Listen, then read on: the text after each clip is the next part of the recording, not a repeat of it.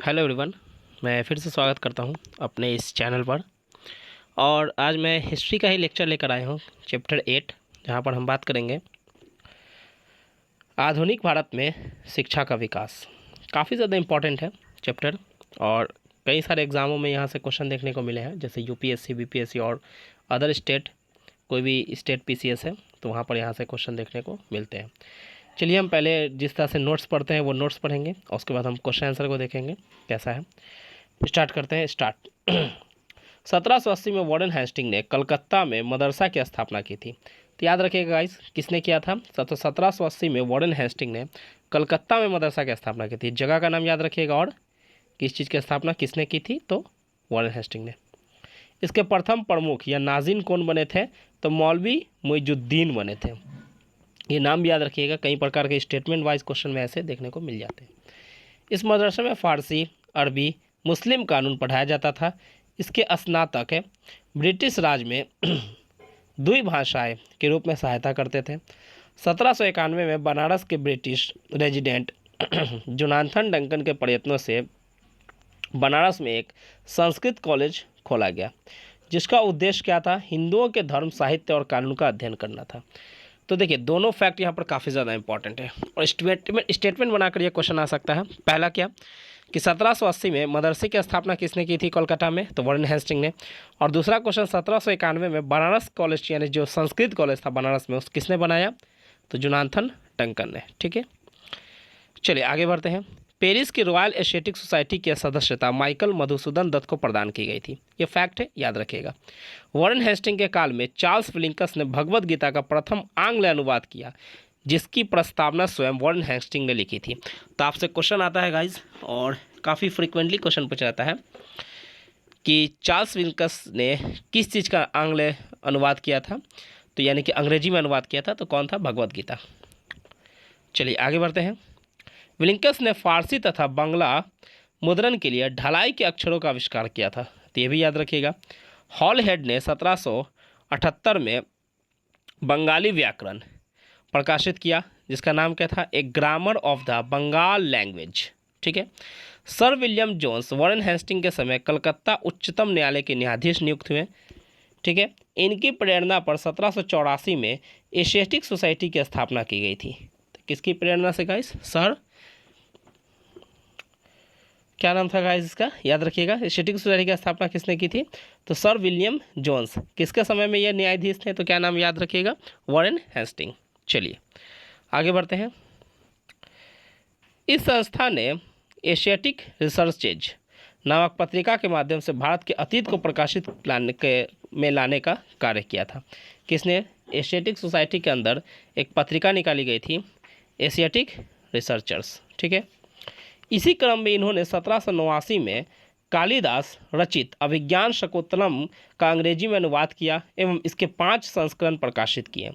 1854 के पश्चात शिक्षा के क्षेत्र में हुई प्रगति की समीक्षा करने के लिए 1882 में डब्ल्यू हंटर की अध्यक्षता में एक आयोग नियुक्त किया गया। तो कब नियुक्त आया था? हंटर कमीशन कब बना था? डब्ल्यू हंटर की अध्यक्षता में 1882 में बना था। इस आयोग की रिपोर्ट में प्राथमिक शिक्षा के सुधार एवं विकास पर जोर दिया गया। तो याद रखिएगा, आपसे कुछ पूछा जा सकता है कि प्राथमिक शिक्षा के लिए, उसके सुधार के लिए किस आयोग का गठन हुआ था? तो हंटर आयोग का गठन किया गया था। नाम याद रखिएगा इस। ठीक है। राष्ट्रीय शिक्षा के क्षेत्र में सर्वप्रथम 8 नवंबर 1905 को रंगपुर नेशनल स्कूल की स्थापना हुई थी। तो ये डेट याद रखिएगा। रंगपुर नेशनल स्कूल की स्थापना कब हुई थी? तो 8 नवंबर 1905। 16 नवंबर 1905 में कलकत्ता में एक सम्मेलन का आयोजन किया गया। इस सम्मेलन में राष्ट्रीय साहित्यिक, वैज्ञानिक और तकनीकी शिक्षा देने के लिए राष्ट्रीय शिक्षा परिषद यानी कि नेशनल काउंसिल ऑफ एजुकेशन स्थापित करने का फैसला हुआ था। यह डेट याद रखिएगा। 15 अगस्त 1906 को राष्ट्रीय शिक्षा परिषद की स्थापना की गई और 1813 के चार्टर अधिनियम के तहत प्रतिवर्ष शिक्षा के लिए 1 लाख रुपए खर्च करने की व्यवस्था की गई थी। यह भी इंपॉर्टेंट है। सैडलर आयोग शिक्षा से संबंधित था, जो 1917 में सरकार ने कलकत्ता विश्वविद्यालय की संभावनाओं के अध्ययन तथा रिपोर्ट के लिए एक आयोग नियुक्त किया था। सैडलर आयोग कब बना था? 1917 में। Doctor M.E. सैडलर जो लीड्स विश्वविद्यालय के कुलपति थे, इसके अध्यक्ष नियुक्त किए गए। इस आयोग के सदस्य 2 भारतीय, डॉक्टर आशुतोष मुखर्जी और डॉक्टर ज़ियाउद्दीन अहमद थे। इस आयोग को कलकत्ता विश्वविद्यालय की शिक्षा पर अपनी रिपोर्ट देने को कहा गया था। इस आयोग का यह विचार था कि यदि विश्वविद्यालय शिक्षा का सुधार करना है तो माध्यमिक शिक्षा का सुधार आवश्यक है। ठीक है, चलिए आगे बढ़ते हैं गाइस। भारतीय शिक्षा पद्धति में भाषा संबंधी विवाद पर अपना विवरण देने के लिए विलियम बेंटिक ने अपनी काउंसिल के विधि सदस्य लॉर्ड मैकाले को बंगाल की लोक शिक्षा समिति का प्रमुख नियुक्त किया था। तो ये नाम याद रखिएगा किसको, लॉर्ड मैकाले। मैकाले ने भारत में शिक्षा हेतु अंग्रेजी भाषा का समर्थन किया था। भारत के औपनिवेशिक काल में अधोमुखी निस्संदेहन सिद्धांत यानी कि the theory of downward filtration शिक्षा के क्षेत्र से संबंधित है। ये क्या था सिद्धांत, यहाँ पर कहा जाता था ना कि हम एक लोगों को पढ़ाएंगे तो वो क्या होगा ना, छन छन के शिक्षा नीचे तक भी पहुँच जाएगी। ये बात ये थ्योरी कहता था। देखिए यहाँ पर बताया गया है, इस सिद्धांत का अर्थ था कि शिक्षा समाज के उच्च वर्ग को ही दिया जाए, इस वर्ग से छन छन कर ही शिक्षा असर जन्य समान तक पहुंच जाएगी। ठीक है, भारत में आधुनिक शिक्षा प्रणाली की नींव 1835 के मैकाले स्मरण पत्र से पड़ी। मैकाले ने भारतीय रीति रिवाजों के लिए अपना तिरस्कार इन शब्दों में व्यक्त किया। क्या मैकाले के क्या कथन है, इस स्लोगन याद रखिएगा जो भी कथन है। यूरोप के एक अच्छे पुस्तकालय की एक अलमारी का कक्ष भारत और अरब के समस्त साहित्य से अधिक मूल्यवान है। यानी मैकाले क्या मानता था कि यूरोप में एक अलमारी का एक जो छोटा सा कमरा होता है ना, छोटा सा बक्सा जो होता है, उसमें जितनी ज्ञान है उतने पूरे भारत और अरब देशों में नहीं है। शायद ये पागल था, जो भी है। भारत लॉर्ड विलियम बेंटिक के काल में 7 मार्च 1835 को प्रस्ताव द्वारा मैकाले का दृष्टिकोण अपना लिया गया। Governor general Lord William Cavendish Bentinck के शासनकाल में 7 मार्च 1835 को लॉर्ड मैकाले के प्रस्ताव को स्वीकृत किया कर भारत में अंग्रेजी शिक्षा यानी अंग्रेजी को उच्च शिक्षा का माध्यम मान लिया गया।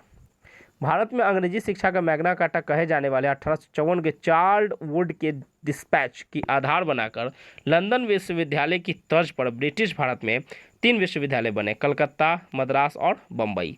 1857 में बने थे। डीके कर्वे के प्रयत्न से बम्बई में प्रथम महिला विश्वविद्यालय की स्थापना हुई थी। तो कौन थे, डॉक्टर डीके कर्वे। यह महाराष्ट्र के समाज सुधारक एवं सामाजिक कार्यकर्ता थे।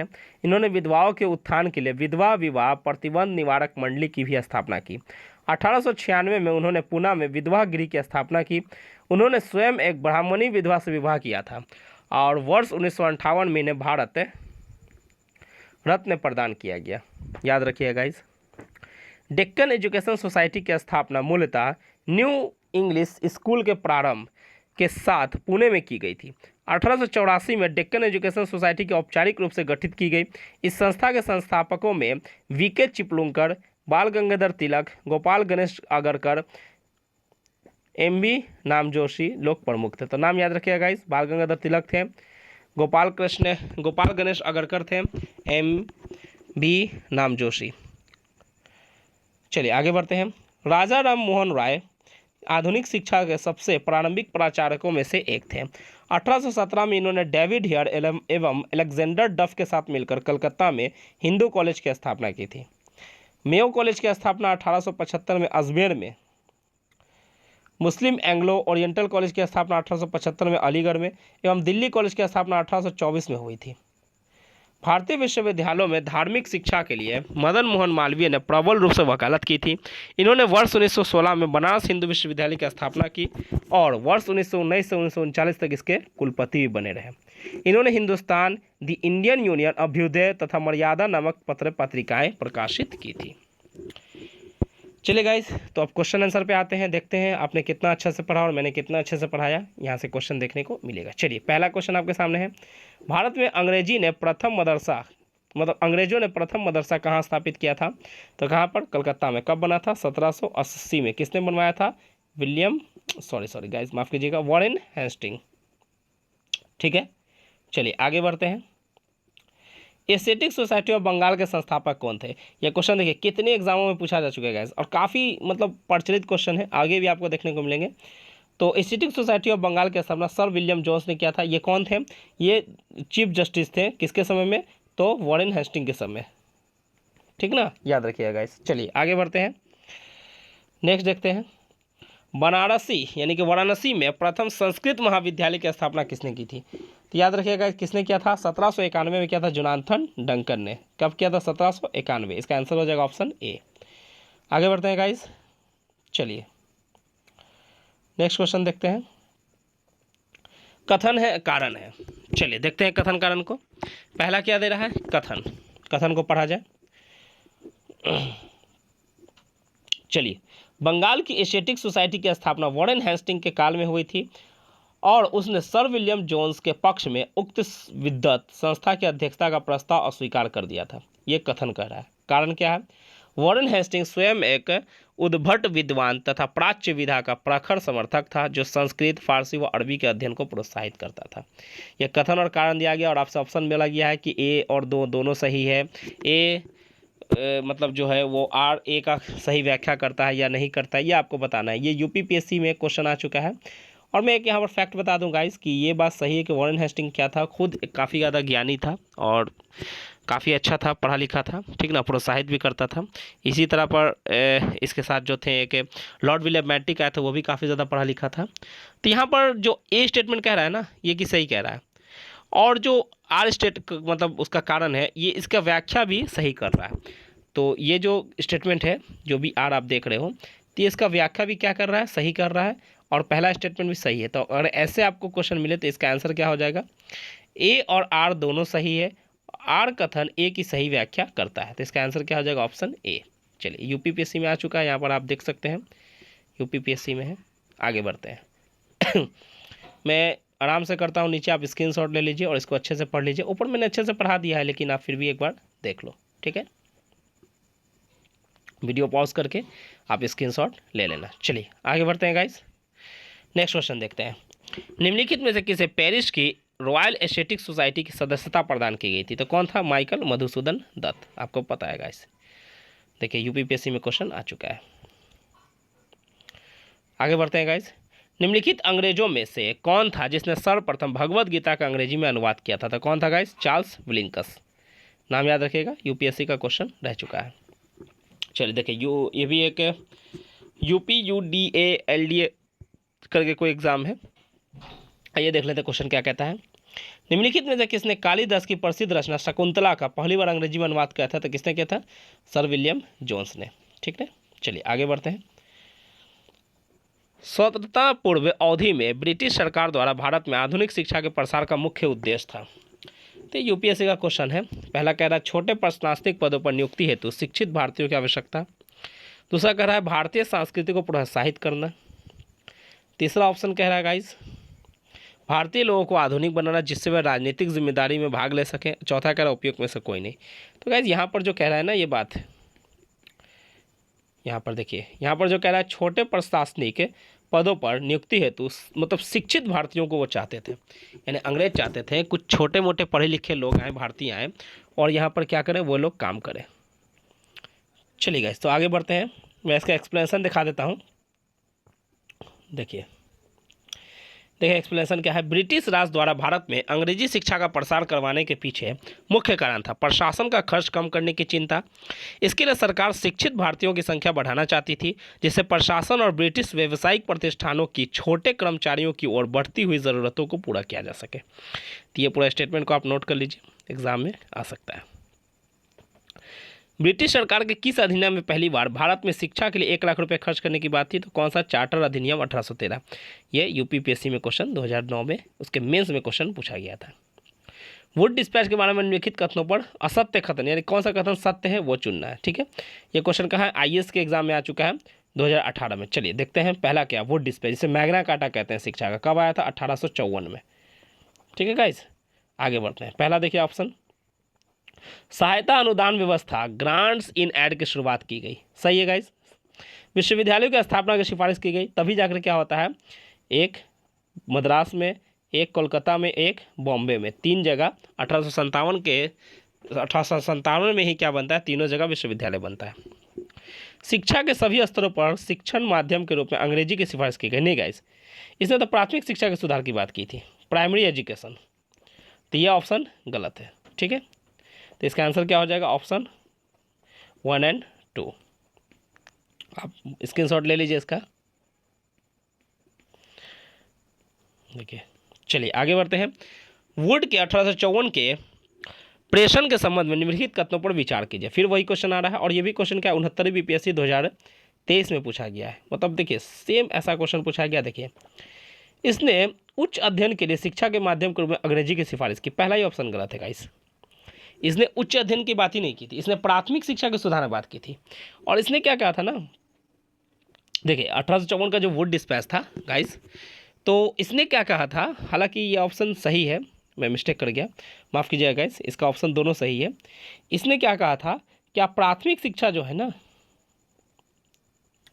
वो प्राथमिक शिक्षा है वो आप क्या करो अपने ही लैंग्वेज में दो, मतलब जो नॉर्मल लैंग्वेज है उसी में पढ़ाइए, लेकिन जो अपर एजुकेशन है वो क्या करिए आप उसको अंग्रेजी में पढ़ाइए, इसने कहा था। ठीक है गाइस, चलिए नेक्स्ट ऑप्शन देखते हैं। इसने महिला शिक्षा और व्यावसायिक प्रशिक्षण पर जोर दिया था। हाँ सही सही बात है, इसने महिलाओं की शिक्षा पर भी जोर दिया था, उनके व्यावसायिक पर कि वो कॉमर्शियल एक्टिविटी कर सकें और उनके लिए काफ़ी ज़्यादा बेनिफिट हो सके। ठीक है, तो इसका आंसर क्या हो जाएगा? Option C. चलिए देख लीजिए, शिक्षा के विकास का दूसरा चरण लॉर्ड डलहौजी के कार्यकाल में शुरू हुआ। चार्ल्स वुड की अध्यक्षता में गठित समिति ने 1854 में भारत में भावी शिक्षा की एक वृहद योजना तैयार की, जिसे वुड डिस्पैच भी कहा जाता है, जिसमें उच्च शिक्षा को अंग्रेजी भाषा के माध्यम से किए जाने पर जोर दिया गया, परंतु साथ ही देशी भाषा के विकास पर भी जोर दिया गया। इसमें महिला शिक्षा और व्यावसायिक प्रशिक्षण की आवश्यकता पर भी बल दिया गया था, इसीलिए दोनों कथन सही है। आगे बढ़ते हैं। चार्ल्स वुड का आदेश पत्र निम्नलिखित में से किससे संबंधित था? तो किससे संबंधित था? शिक्षा से। देखिएगा इस कितना ज़्यादा इंपॉर्टेंट है। चलिए एक्सप्लेनेशन हम पढ़ चुके हैं। देखिए, हंटर कमीशन की रिपोर्ट में किस पर विकास दिया गया था? तो प्राथमिक शिक्षाओं पर। 1882 में आया था, इस समय लॉर्ड रिपन का कार्यकाल था। आगे बढ़ते हैं। प्रथम भारतीय शिक्षा आयोग की नियुक्ति किसने और किस वर्ष की थी? तो किसने किया था गाइस? तो लॉर्ड विलियम बेंटिक ने किया था। पहला क्या कर रहा है? लॉर्ड रिपन नहीं, लॉर्ड विलियम वेडरवन ने 1885 नहीं, 1905 नहीं, लॉर्ड लिटन 1880। एक मिनट गाइस, यहाँ पर आंसर दे रहा लॉर्ड रिपन। क्या कर रहा? प्रथम भारतीय शिक्षा आयोग, हाँ ये सही है गाइस, लॉर्ड रिपन। ये क्या है ना, यहाँ पर जो बात कर रहा है कि प्राथमिक शिक्षा पर जोर देने की किसने बात की थी, तो आपको पता है गाइस कि 1882 में आया था क्या? Hunter commission. और हंटर कमीशन ने किसकी बात की थी? प्राथमिक शिक्षा, कि हमें प्राथमिक शिक्षा पर जोर देना है, इसीलिए आंसर क्या हो जाएगा? Option A. ठीक है, याद रखिएगा गाइस, क्वेश्चन क्या था? प्रथम भारतीय शिक्षा आयोग की नियुक्ति किसने और किस वर्ष की थी? ठीक है। नेशनल काउंसिल ऑफ एजुकेशन की स्थापना कब हुई थी? तो 53 से क्वेश्चन आ चुका है, ये आंसर क्या हो जाएगा? 15 अगस्त 1906। ठीक ना, आप स्क्रीनशॉट ले लो। चलिए आगे बढ़ते हैं। सैडलर आयोग संबंधित था, तो किससे संबंधित था? शिक्षा से संबंधित था। कब बना था? इसका आंसर हो जाएगा शिक्षा, इसका आंसर हो जाएगा यानी कि 1917 में सैडलर के मतलब उसी के एक अध्यक्षता में बनाया गया था। किस लिए? कलकत्ता जो विश्वविद्यालय है ना, उसमें शिक्षा स्तर को सुधारना था। ठीक है, आगे बढ़ते हैं, आप स्क्रीनशॉट ले लो। चलिए, शिक्षा में सुधार है तो ब्रिटिश सरकार ने सैडलर विश्वविद्यालय आयोग कब नियुक्त किया था? तो क्या है आंसर इसका? जस्ट मैंने बताया 1917 में। ठीक है, आगे बढ़ते हैं गाइस। 1902 में लॉर्ड कर्जन ने 2 भारतीय सदस्यों को सम्मिलित करते हुए एक विश्वविद्यालय आयोग गठित की थी। वे कौन थे? तो कौन थे गाइस इनमें से? तो एक थे सैयद हुसैन बिलग्रामी और न्यायमूर्ति गुरुदास बनर्जी। ठीक है, बीपीएससी में क्वेश्चन आ चुका है। चलिए आगे बढ़ते हैं गाइस। अब इसका एक्सप्लेनेशन देख लीजिए। वायसराय लॉर्ड कर्जन ने शैक्षणिक सुधारों के तहत 1902 में सर टॉमस रैले की अध्यक्षता में एक विश्वविद्यालय आयोग का गठन किया था। इस आयोग के सदस्यों में 2 भारतीय सदस्य सैयद हुसैन बिलग्रामी, दूसरा न्यायमूर्ति गुरुदास बनर्जी को नियुक्त किया गया था। इस आयोग द्वारा दिए गए सुझाव के आधार पर भारतीय विश्वविद्यालय अधिनियम 1904 पारित किया गया था। आगे बढ़ते हैं। लॉर्ड मैकाले किससे संबंधित है? तो अंग्रेजी शिक्षा से लिए। कब बना था? 1835 में। ठीक है, चलिए आगे बढ़ते हैं गाइस, आते हैं नेक्स्ट क्वेश्चन पर। भारत के औपनिवेशिक काम में अधोमुखी निस्संदन सिद्धांत यानी कि डाउनवर्ड फिल्ट्रेशन थ्योरी किसने दिया था? तो किससे संबंधित है? शिक्षा से। किसने दिया था? लॉर्ड मैकाले, है ना। गंदा सा व्यक्ति था, पागल था, कहता था कि हमारे यहाँ कोई नॉलेज ही नहीं है। आप इसको देख लो, नोट कर लो। भारत की शैक्षणिक नीति में फिल्ट्रेशन थ्योरी किसके संबंधित है? तो अभी जस्ट हमने पढ़ा मैकाले से। आगे बढ़ते हैं। भारत में आधुनिक शिक्षा प्रणाली की नींव किसने रखी थी? तो आधुनिक शिक्षा प्रणाली की नींव रखा जाता है किससे? 1835 के मैकाले स्मरण पत्र से। यूपीएससी में 1993 में क्वेश्चन पूछा गया, आप स्क्रीनशॉट इसका ले लीजिए। निम्नलिखित में से किन से भारत में अंग्रेजी शिक्षा की नींव पड़ी थी? तो अभी जस्ट हमने पढ़ा था, कौन कौन सा है? 1813 का चार्टर एक्ट, हाँ सही है। General committee of public instruction 1823 सही है। प्राच्यवाद एवं आंग्लवाद विवाद सही है। तो इसका आंसर क्या हो जाएगा? ऑप्शन डी, यानी कि तीनों इसका आंसर सही है। यूपीएससी में क्वेश्चन आ चुका है। आगे बढ़ते हैं, स्क्रीनशॉट इसका ले लीजिए आप, मैं बड़ा एक्सप्लेनेशन में बता चुका हूँ। किसके शासनकाल में भारत में अंग्रेजी शिक्षा आरंभ की गई थी? तो किसके साल में की गई थी? तो लॉर्ड विलियम कैवेंडिश बेंटिक, ठीक है। इसी के समय कौन आया था? मैकाले, ठीक है। आगे बढ़ते हैं गाइस, चलिए स्क्रीनशॉट आप ले सकते हैं गाइस। भारत में प्रथम 3 विश्वविद्यालय कलकत्ता, मद्रास, मुंबई में कब बना था? तो 1857, ठीक है, लॉर्ड कैनिंग के काल में। इसका भी स्क्रीनशॉट ले लीजिए। आगे बढ़ते हैं। किसके सतत प्रयत्न से मुंबई में प्रथम महिला विश्वविद्यालय की स्थापना की गई? तो कौन थे? Doctor DK. कर्वे। चलिए आगे बढ़ते हैं, मैं एक्सप्लेनेशन में बता चुका हूँ। आगे बढ़ते हैं। डेक्कन एजुकेशन सोसाइटी की स्थापना से कौन संबंधित था? तो यहाँ पर क्या हो जाएगा गाइस? बाल गंगाधर तिलक। कब बना था? 1884, डेट याद रखिएगा, स्क्रीनशॉट आप ले सकते हैं। निम्नलिखित कॉलेजों में सर्वप्रथम किसकी स्थापना हुई थी? तो यहाँ पर पूछ रहा है कि सबसे पहले कौन बना था? तो हिंदू कॉलेज, सॉरी गाइस, तो कौन बना था? हिंदू कॉलेज कोलकाता। कब बना था? 1917, राजा राम मोहन राय उनके साथियों ने मिलकर बनाया था। चलिए आगे बढ़ते हैं। Mohammedan Anglo oriental college Aligarh की स्थापना निम्नलिखित में से किस वर्ष हुई थी? तो कब हुआ था? 1875 में। कहाँ हुआ था? दिल्ली में, ठीक है। आज भी ये कॉलेज आपको मिल जाएगा।